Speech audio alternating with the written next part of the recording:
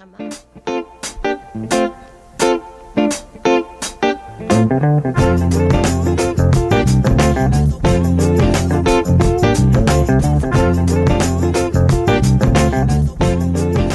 Well, hello everyone, and welcome to the very next episode of The Remedy with Tova Sido and Janice Gaunt and Tom Bridwell. welcome to Welcome. another week. We're I getting know. closer and closer to the big fat man coming down the chimney. Yes. What do you think kids think when there's like a fire in the fireplace? Well, they probably want you to blow it out. We can't build a fire tonight. Santa's No. coming. Santa's coming.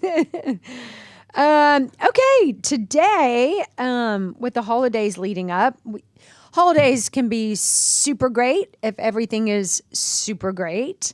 But I always say, like, if things are really good in your life, then it's like Christmas is even better. But if things are not good, or if there is hard, or you're dealing with any sort of sadness or grief, I think it makes it 10 times worse. Yeah. Oh, there's The holidays no doubt. Yeah. exacerbate everything good Yes. and everything hard. Yes, it does. So I thought it might be good for us to talk about the shadow side of holiday for those people who are dealing with loss or sadness or some sort of grief during the next couple weeks. You know, I have been sad over holidays, and you kind of just want them to be over. Yeah. Yeah. Have you felt like that? Yeah, I can remember the first year that I was after my divorce. I can remember it really well.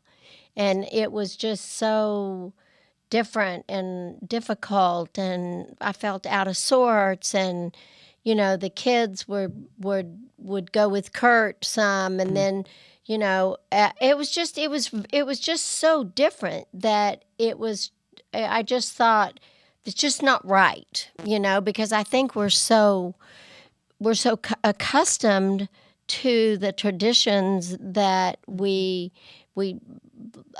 last week talked about the traditions and how you get so used to that and you own them, and it's filled with memories. So it can be very difficult. Yeah. So if something has changed, Yeah. to throw a wrench or wild card into those. I don't know why my microphone. Should I do something? Yeah, I Tom? don't know what's going on there. That's strange. Let me see if I can do the same thing. Okay. This time that's happening on yours. Yeah, I don't know Got what's. a ghost in the machine today, I guess. I can't get this to come up on a full page. Oh, I don't know why. I don't either. Well, I found a great article called "The How to Cope with Grief During the Holidays," and it just gives eight tips on how to get through it. I mean, I've just been thinking a lot about a handful of my friends who Yeah. maybe for the first time are dealing. One of my best friends won't have her husband this Christmas. Every year, somebody close to me loses a mom or a father, and that's just the age we're getting at.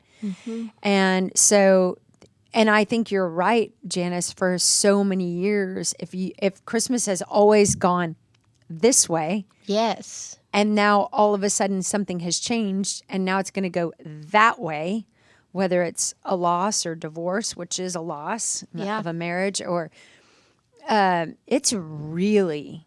can be, it just blows it up. It makes it feel so big. And it does feel so big, and it's very easy to get so wrapped up in that you don't realize that this too shall pass, and it will change, and you will go back. It'll be different, but you'll get accustomed to the differences, and they will be good too, you know. But when you're in the middle of all of that and you feel that loneliness is when we miss people who have either passed away or have left a relationship, it's hard. It really is. Oh, it's And I really think that one of the things that people do is they feel really guilty about having those feelings. And that's the thing about grief, is that it's something that happens and we don't want to ignore it. We actually want to embrace it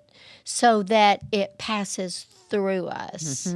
You have said 1,000 times to me, and probably hundreds of times on this podcast, in order to heal it, you have to feel it. You do. And I think that's a hard thing for a lot of people. It is. They don't want to feel it, because if the feeling you're feeling is pain, well, who wants to feel that? But yeah, or sadness, then you know, you really need to, you have to feel it. You have to cry or, you know, write about it, journal about it. And if you're angry, if somebody, you know, has left a relationship and you're angry about it, then that is okay. Even though this is a very sweet, special time, it's okay to feel angry. I absolutely agree. Yeah. So this article, How to Cope with Grief During the Holidays, it starts up with this quote that says, life tossed us up into the air, scattered us, and we all somehow found our way back. And we will do it again and again. Again and again. And I that reminded me of what you said, Janice, is I think the hardest part when you're in grief is to trust that you will get out of grief. Yeah. Yeah. It feels like you're buried in it. Yeah. It feels like you're still that, you know, that somebody shook you up and threw you out and scattered you about, and you can't imagine a place where Humpty gets back together again. Yeah. But time really does heal it if we allow it. If we allow it to. Yeah. I really like this other quote. Grief is like the ocean. It comes on waves, ebbing and flowing. Sometimes the water is calm, and sometimes it is overwhelming, and all we can do is learn to swim. Oh, I love that. I really love that. I do too. It's true. Yeah. Yeah. So can you bring this up, or do you want me to read? Why don't you read? Because it's like this big on my screen. Okay. I don't know what I don't happened. mind reading. Okay, great. Reading them, and then we can. Okay, great. You always have the best things to say. Okay, the first tip that it gives us in how to cope with grief during the holidays is set boundaries with holiday events. You can participate and you can not participate in whatever feels right for you. While there may be pressure to attend a holiday party, family gatherings, holiday show, remember to check in with your wants and your needs to identify your readiness. It may be helpful to commit to something that sounds fun while reminding yourself you don't have to stay the entire time. It is also okay to opt out of certain things altogether. Finding a balance between engaging and not pushing yourself is important. Yeah, I love it.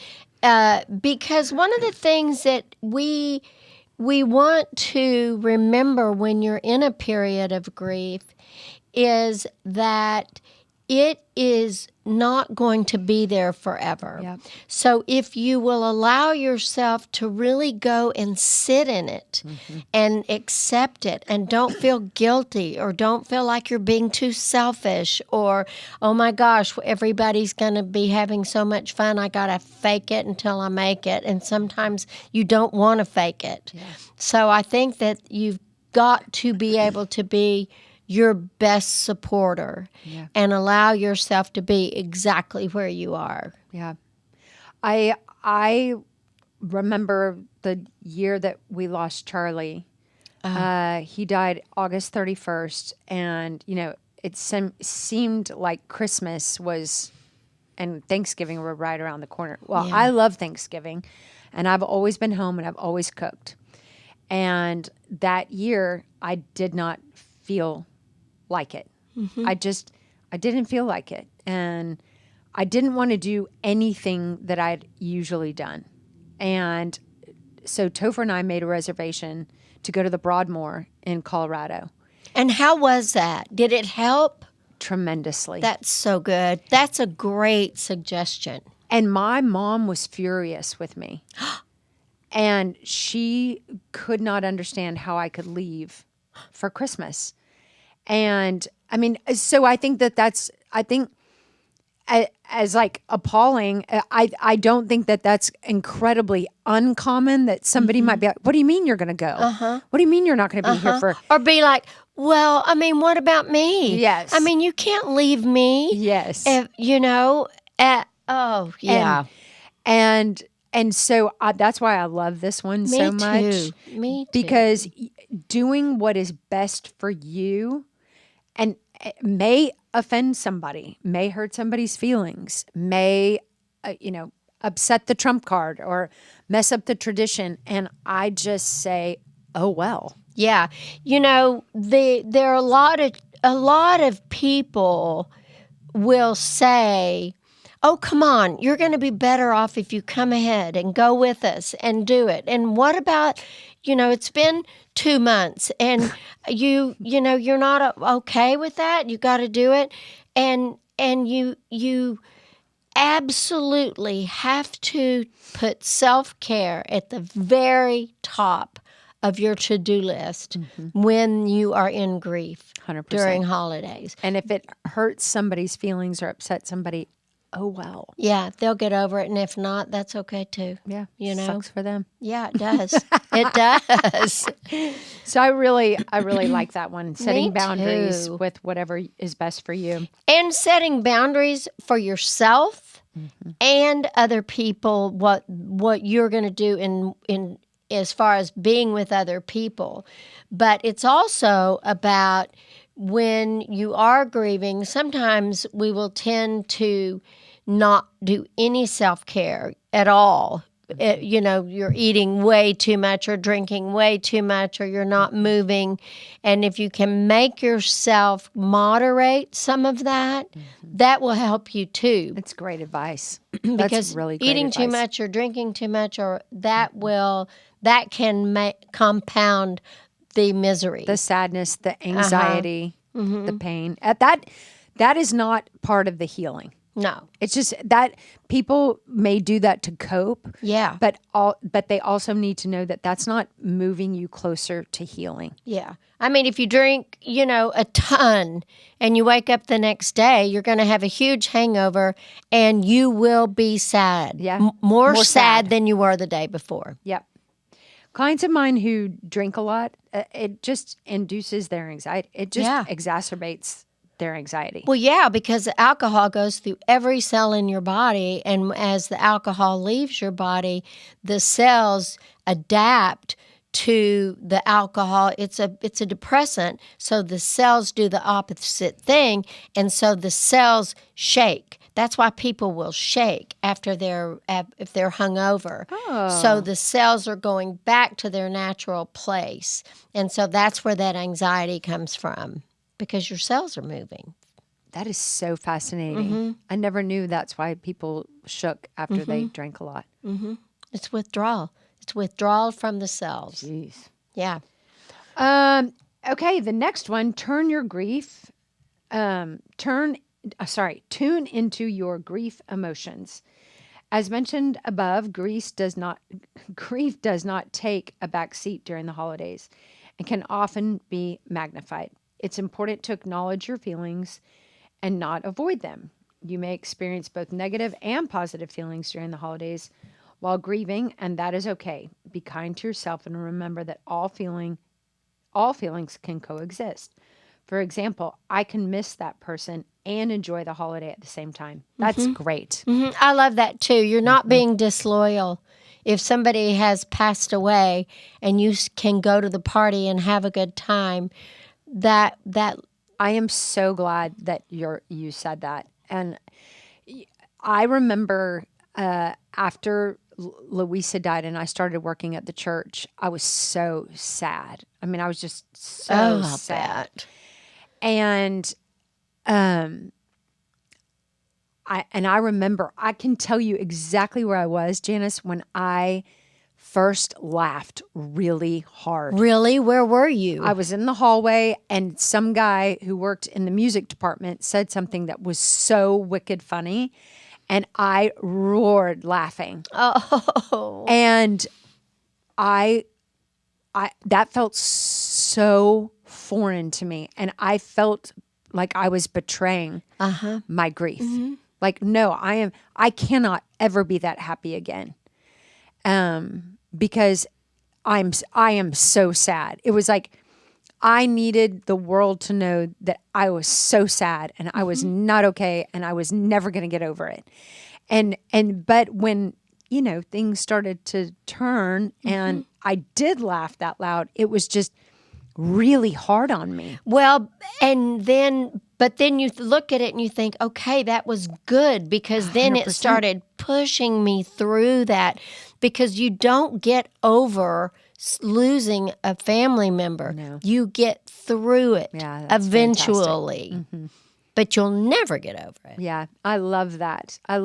But two feelings can simultaneously exist. Yeah. And I think that's really important, because then you don't have to feel like you're cheating on Yeah. the other feeling. Yeah. That's a really good one. Okay. Plan to fill empty holiday roles. Loss often means that certain roles will need to be filled. It is important to think ahead, especially with children, to consider who will fill those vacated roles. Like dad always dressed up as Santa, or aunt always cut the turkey. Planning ahead can avoid unnecessary moments of grief and can help make the experiences more fluid and enjoyable. Brilliant. Love it. Love it. Change it up a little. Smart. And think ahead. I mean, Yes. Plan it. yes. And if your husband used to always cut the turkey and he's not here, you may still cry when grandpa cuts the turkey, but at least there's a new plan. That's really good. Yeah. Yeah. I used to, when I worked out at the treatment center with criminals, they were drug addicted, and one of the things that we would have the guys do is if you put your shoes on right foot first, then in order to start change, you go to the neck. You do the left foot first, and you change. Or put your socks on. If you put the right, like if I put on a pair of socks, I always put my right foot on in the sock before I put my left. So then if you're trying to get through something, you do the opposite. Start with your left foot, and that starts to make some changes. What a simple but profound. Yeah. That's a great suggestion. I don't think I put the same shoe on first every time. You don't? I think I always put my right on. I first. put my left on always. That's crazy. I never thought about it, but that's what I do. Yeah. Are you left-handed, Tom? No, I just, for some reason, it must be the way that when I sit down, I just have them. Yeah, I always go for the left one first. But I guess it's because it's like I'm reading or something. Like I go left to right. Do you put both of your socks on and then both of your shoes, or you sock, shoe, sock, shoe? Sock, shoe, sock, shoe. Sock, shoe, sock, shoe. And I start with my right. That's a hell of a Christmas tradition right there. I'm going to change that up. I'm sock, sock, shoe, shoe. Oh, you are? And I don't think I start with one particular. If I probably am predominant, I bet it's my left. Really? Mm-hmm. Interesting. Are you ambidextrous, Tom? In my feet, yes. And I think it's because of drumming. Oh, I'm sure of that. Yes, of course. But not in my hands. But yes, in my feet. I can kick a soccer ball equally well, and I can work my drum pedals.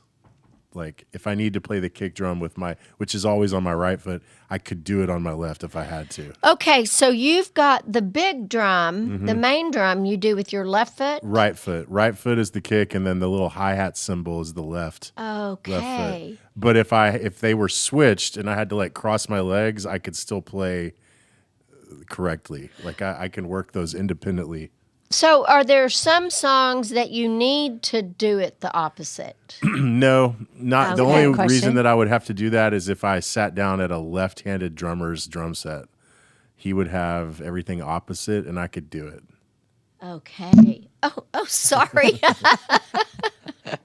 It would be kind of weird, but I mean, I could make my way through it. Oh, that's Did you just bang your head on the mic? No, it was my ear Your thing. earphones? I was looking at your drum set under the thing. I thought it was your cheek. I was No, like, no, ow. it was my good. ear Good, thing. good. I would have yelled. The ambidexterity or ambidexterity, whatever that is, it's funny. I think I bet a lot of drummers have that. I bet you're right. Yeah. You would have to. Because you really are working each limb independently, for sure. So what about a keyboard? Is it? I wish I could play keyboards. I would trade all of my drumming knowledge in. If a genie could make me a keyboardist, a piano player right now, I would give it all the drumming back. You would? Wow. Because at a Christmas party, does anybody want to hear me play drum solos? Or would they rather me sit down at the piano and just start playing songs for everybody to sing along to? It just is such a more worthwhile. Plus, you can write songs on a piano. It's hard to write songs on a drum set. Well, you could start taking some lessons. Absolutely. There's no excuse that I've made it this far. I've owned that piano and been around music instruments for almost my whole life. And yeah, it's ridiculous that I don't know how to play. It's kind of surprising that you don't. It's basically I was a drummer all the way up until I became an engineer, and now my focus is on engineering. So you're right. I just never, all my spare time doesn't go to anything. It's funny. I think because I work with music now, whenever I have spare time, I don't want to just pick up a guitar and play. I want to go play golf or do something away from music. I see that. I can understand that. But yes, if I, like, let's say if we had continued in 2003, if we had not stopped touring, if I hadn't given up on music, I bet the last 20 years would be different. If I had let's say we had made it to the next level, to the tour bus level, I bet I would have picked up guitar a lot more. Can you sing, Tom? Go ahead. I can in a certain register, but I could sing like background harmonies if it was in my register. I can hold a note, but I would not say I'm a singer. But I mean, yes, I could sing a pitch if you told me to sing it. Yeah. Do you get scared to perform in front of people? No, not at all. And I mean, I did in the early years, but not anymore. That's so good. Yeah, I love that. Okay, tangent. Squirrel. Okay, the next one. Plan ahead to fill. Oh, no, I already read that one. Sorry. Honor old traditions and honor memories. It can be helpful to continue with old traditions that existed in order to honor and celebrate the individuals who are no longer here. This is a helpful way to keep their memory present. I bet the first time you do that, that's sad. If somebody does something like that would be sad. But then you will get used to it. Yeah, it probably gets easier. I think it's as sad or as hard as it may be. I think it's better to do that than avoid it. I do too. Create new traditions. Creating new traditions can be healing for individuals who are grieving. Making new memories does not erase old memories. Remember, your loved one will want you to enjoy the holidays. Acknowledge, validate, and then challenge any feelings of guilt that may arise in the process. Making new memories, again, does not erase old memories. That's really important. That's so important. Yeah. Because I think if you're doing something different, then you might feel guilty and think, I'm not going to remember that. But I can right now, I can picture my dad and my mom at our table and how they would look and how they would laugh. And, it really stays alive if you allow yourself to remember, go back. To go back. That's a great. I think that there's a lot of people, just like we talked about with doing new things or getting happy again. I think creating new traditions, I think remembering old can be hard, and I think creating new can be hard, especially in the beginning. But I think to your point, and it's a great one, it will get better. It will. And again, it's so hard to believe when you're in it, but it just does. I know. Okay, identify grief coping skills. Prior to the holiday season beginning, consider creating a list of go-to coping skills to use whether you're at home or at a social function. It will be handy when the grief hits you unexpectedly. Some examples of coping skills are deep breathing, taking a walk, journaling, listening to music, practicing yoga, and saying positive affirmations. Bonus, here are our current recommended affirmations that are balanced and not overly positive. So they have a list of them, and that's hilarious. Oh, that are balanced and not overly positive. Yeah, yeah. Oh, it will be fine. Oh my gosh, I so appreciate that sentiment, because an overly positive person, when you're in the thick of feeling your feelings, is truly annoying. Oh, it is so annoying. Yeah. So I'm really glad that they say I that. am too. I'm really glad.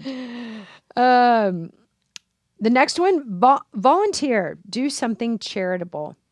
Helping others helps alleviate your sadness while bringing joy into someone else's who needs it. Mm-hmm. This is always a good idea. If you need ideas on how to give, check out this article. They have an article too. I could not agree more with this. Yeah. It's just getting outside of yourself. It is. It is. When you feel sad, is that something you do? I know you don't feel sad a lot, but if you are down or... have you used that as a coping mechanism in your life? Yes, I have. But I have done that. Mm-hmm. I did a lot of work with the Cystic Fibrosis Foundation back in the day.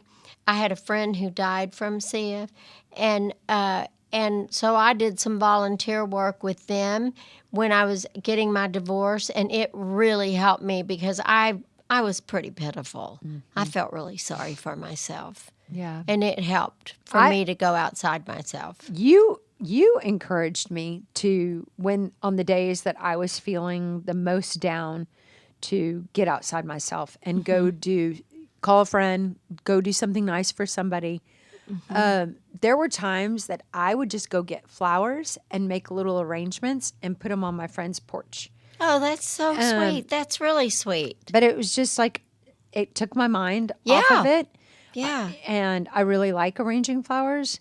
And then like it's a little surprise for them, and then you hear from them. And and it brings them joy. Yes. Oh, that's great. Yeah. It's just, I mean, it's something small, but I think the most thoughtful and giving times in my life have probably when I've been the most miserable. Because it really does help. It does. And it helps you just get yourself out of your self-pity. Yeah. Yeah. Okay, the last one, ask for help when you're struggling.